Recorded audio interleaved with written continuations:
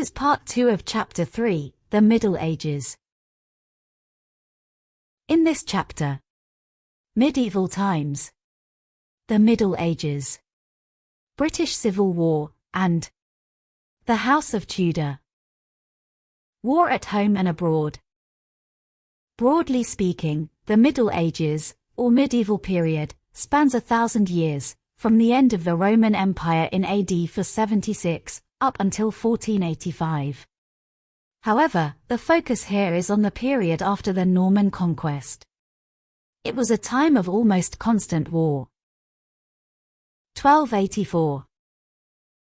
The English kings fought with the Welsh, Scottish and Irish noblemen for control of their lands. In Wales, the English were able to establish their rule. In 1284, King Edward I of England introduced the Statute of Rhuddlan, which annexed Wales to the Crown of England. Huge castles, including Conwy and Carnarvon, were built to maintain this power. By the middle of the 15th century, the last Welsh rebellions had been defeated. English laws and the English language were introduced. 1314. In Scotland, the English kings were less successful. In 1314, the Scottish, led by Robert the Bruce, defeated the English at the Battle of Bannockburn, and Scotland remained unconquered by the English. At the beginning of the Middle Ages, Ireland was an independent country. The English first went to Ireland as troops to help the Irish king and remained to build their own settlements. By 1200, the English ruled an area of Ireland known as the Pale, around Dublin. Some of the important lords in other parts of Ireland accepted the authority of the English king. During the Middle Ages, the English kings also fought a number of wars abroad. Many knights took part in the Crusades, in which European Christians fought for control of the Holy Land.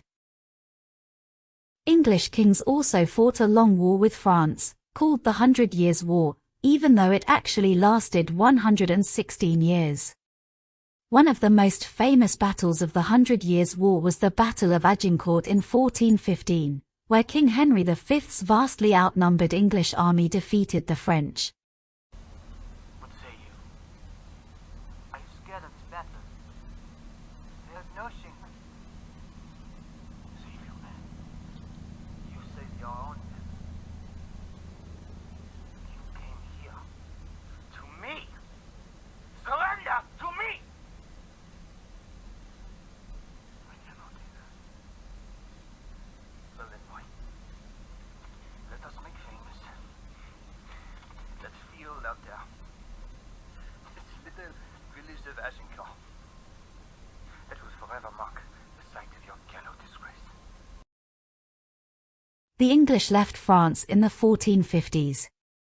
The Black Death. The Normans used a system of land ownership known as feudalism. The king gave land to his lords in return for help in war.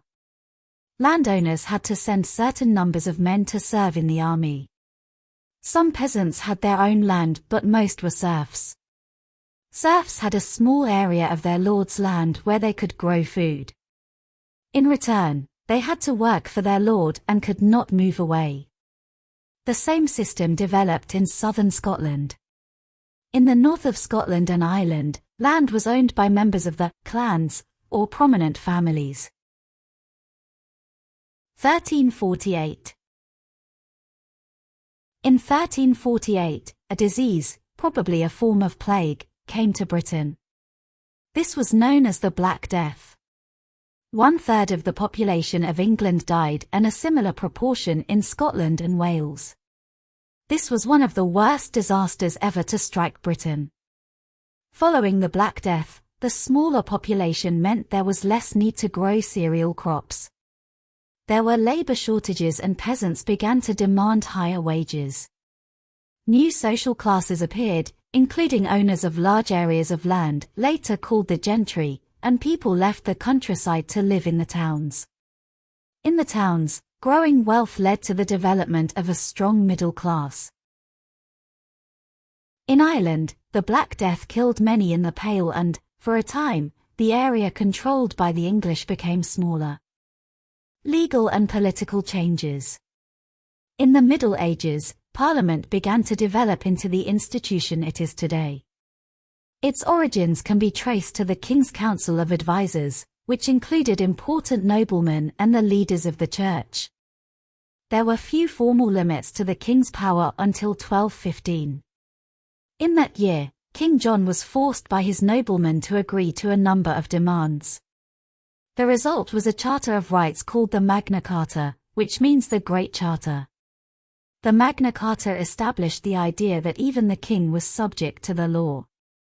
It protected the rights of the nobility and restricted the king's power to collect taxes or to make and change laws. In future, the king would need to involve his noblemen in decisions. In England, parliaments were called for the king to consult his nobles, particularly when the king needed to raise money. The numbers attending Parliament increased and two separate parts, known as houses, were established. This nobility, great landowners and bishops, sat in the House of Lords. Knights, who were usually smaller landowners, and wealthy people from towns and cities were elected to sit in the House of Commons. Only a small part of the population was able to join in electing the members of the Commons.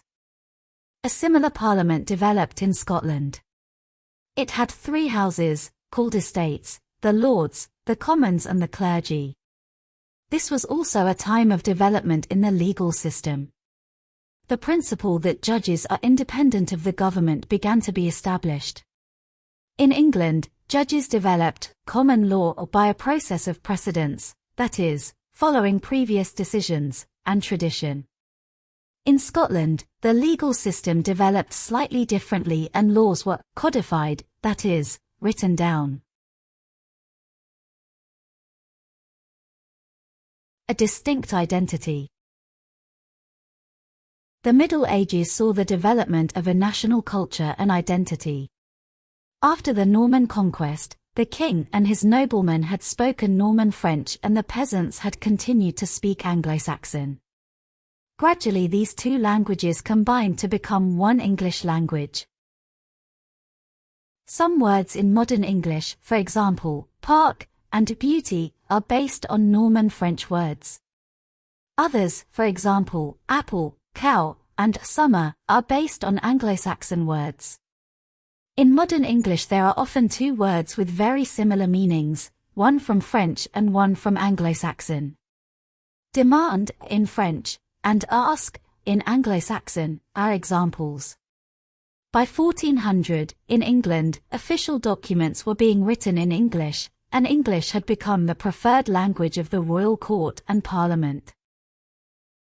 In the years leading up to 1400, Geoffrey Chaucer wrote a series of poems in English about a group of people going to Canterbury on a pilgrimage. The people decided to tell each other stories on the journey, and the poems describe the travelers and some of the stories they told. This collection of poems is called the Canterbury Tales. It was one of the first books to be printed by William Caxton, the first person in England to print books using a printing press. Many of the stories are still popular. Some have been made into plays and television programs. In Scotland, many people continue to speak Gaelic and the Scots language also developed. A number of poets began to write in the Scots language. One example is John Barber, who wrote The Bruce about the Battle of Bannockburn. The Middle Ages also saw a change in the type of buildings in Britain. Castles were built in many places in Britain and Ireland, partly for defence. Today many are in ruins, although some, such as Windsor and Edinburgh, are still in use. Great cathedrals, for example, Lincoln Cathedral, were also built, and many of these are still used for worship. Several of the cathedrals had windows of stained glass, telling stories about the Bible and Christian saints. The glass in York Minster is a famous example. During this period, England was an important trading nation. English wool became a very important export. People came to England from abroad to trade and also to work. Many had special skills, such as weavers from France, engineers from Germany, glass manufacturers from Italy, and canal builders from Holland. The Wars of the Roses. 1455. In 1455, a civil war was begun to decide who should be King of England. It was fought between the supporters of two families, the House of Lancaster and the House of York. This war was called the Wars of the Roses, because the symbol of Lancaster was a red rose and the symbol of York was a white rose. King Richard III of the House of York was killed in the battle. The wars ended with the Battle of Bosworth Field in 1485. And Henry Tudor, the leader of the House of Lancaster, became King Henry VII.